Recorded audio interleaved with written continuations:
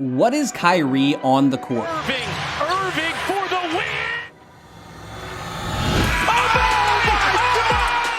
win! LeBron says, listen, I will call Kyrie the wizard all the time. but Kyrie calls himself something else. Creator, artist.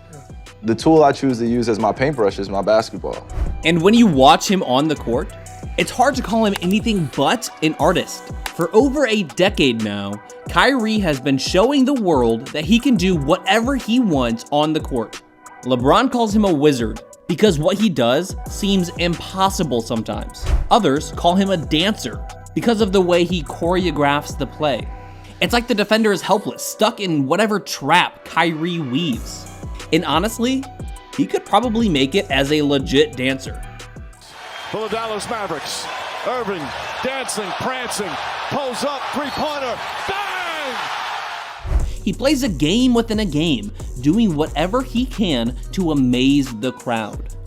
He has been the best ball handler on the planet since he walked into the league, and he's probably the best small finisher at the rim in NBA history.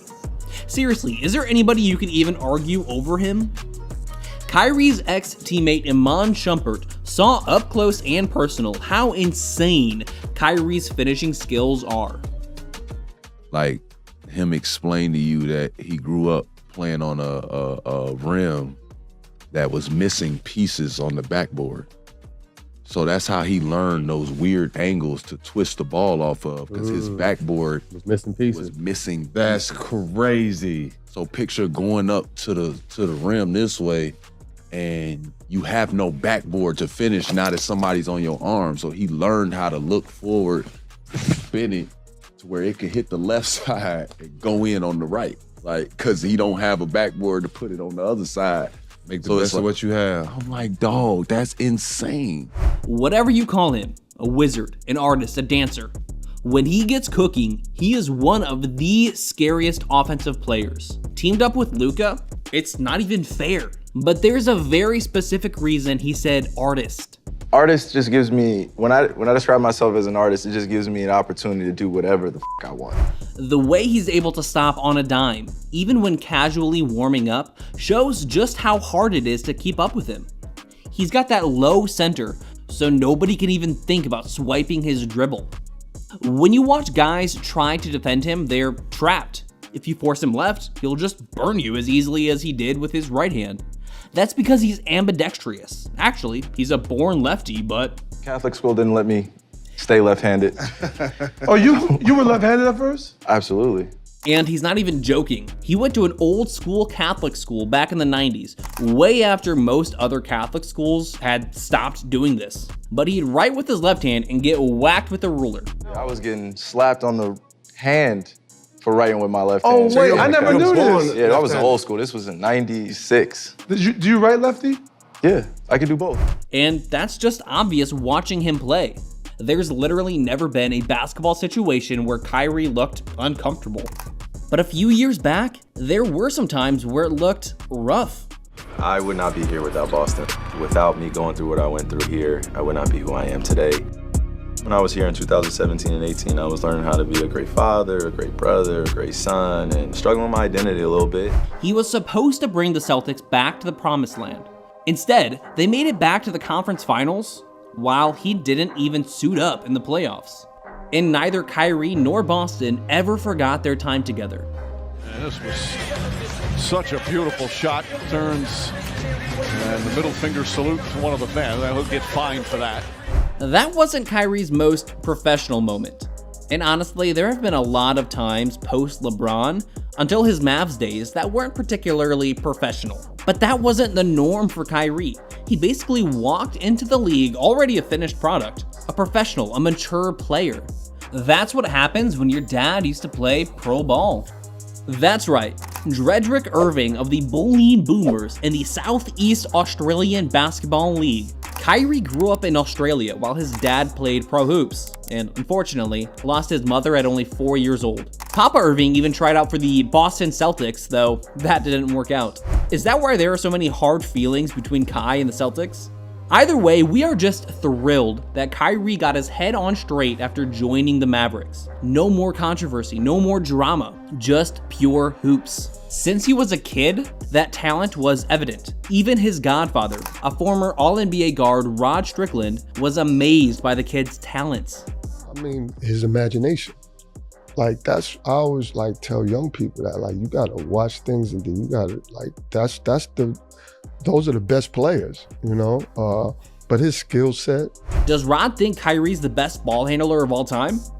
I mean, I don't know if we've ever, I have to go to Isaiah Thomas, but have we ever seen someone that can handle the ball like that? But even Rod knows that what Kyrie is doing is a whole different game from what even he himself did in his hooping days. It's a little different because, like I was a ball handler off of instincts. So I come at you real hard and then I can react. But he's playing with you and then reacting. You know what I mean? Like, that's different. So it's kind of street ball, but it's a method to the madness. And that's all because of Kyrie's mind. You know what I mean? It ain't just, he's not just doing that. And if you listen to him talk, his mind is his just IQ different. is crazy. And his mind is just different. His imagination. I mean, if you listen to him talk about anything, his thought process is different. We talk about athletes' athleticism, or their toughness, or their basketball IQ, or their competitiveness. But with Kyrie, it's his imagination. That's because the dude is an artist. Because the truth is, he's not exactly built like an NBA star. He's listed at 6'2", and that's probably generous. It was even harder as a kid, where he had to fight to get exposure on his AAU team. And it worked. He made it all the way to Duke, under the tutelage of the great Coach K.